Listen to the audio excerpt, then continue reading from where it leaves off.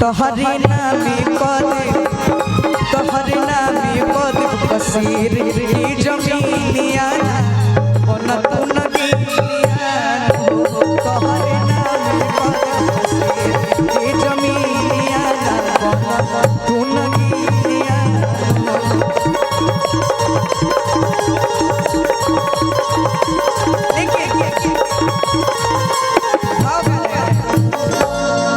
दुनिया में आग लगा के दीवाना भीतर की जगा के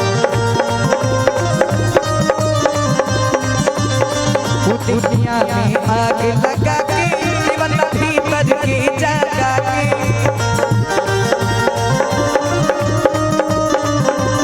सुनी काहे झनके लू झमका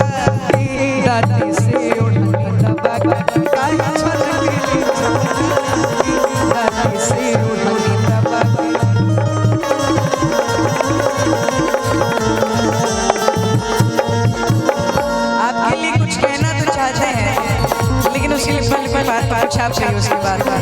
अच्छा आप पहले कुछ कहना चाहते हैं लेकिन उससे पहले आप कुछ कहिए। अच्छा उससे पहले मैं कुछ कहूँ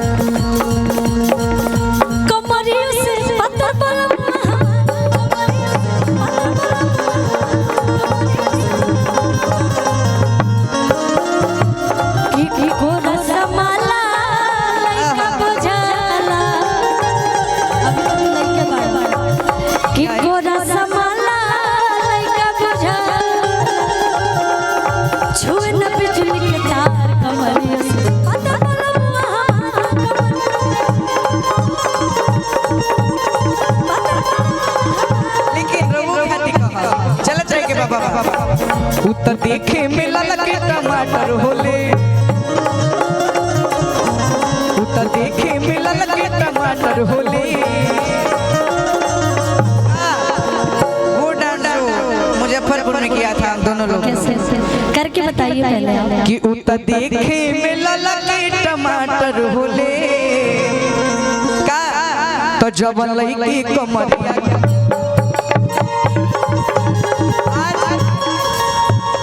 हमरा पैर में चोट लगल बा तो तनी नीचे जाने में थोड़ा दिक्कत इसलिए आप करिए हम साथ साथ रहेंगे ठीक है उतर देखे मिलल के टमाटर होले उतर देखे मिलल के टमाटर होले तो जब लईकी कमरी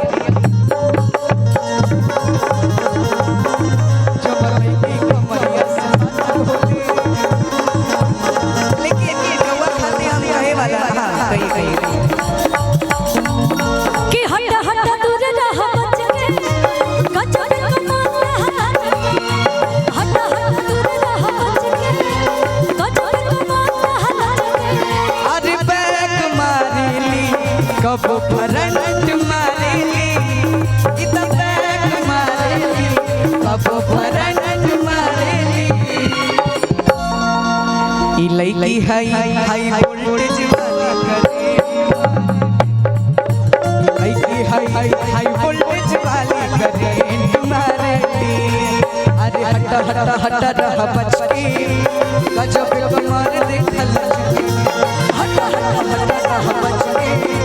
गजब कमर देखल चुकी अरे बैक मारेली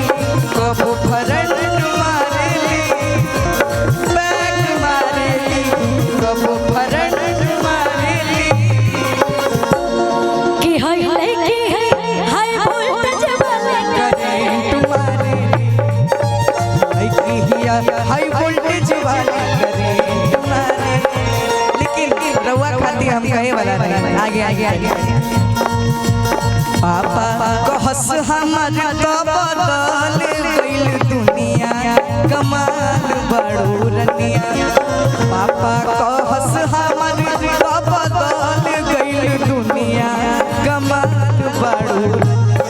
ये लाइन कौन कहेगा आपके फ्यूचर हस्बैंड हमार दुल्हनिया कमाल बड़ू रनिया हमार दुल्हनिया कमाल बड़ू रनिया पापा कहस हमर तो बदल गइल दुनिया कमाल बड़ू रनिया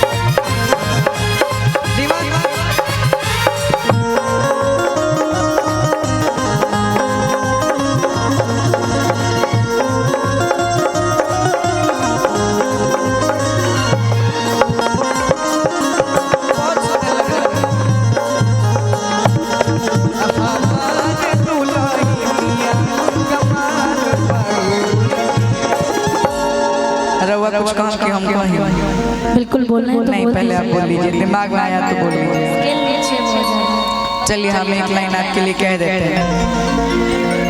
एक गाना आजकल हमरा बड़ी पसंद आई बाटे, रउआ पे बड़ी सूट करी। गाना तो खैर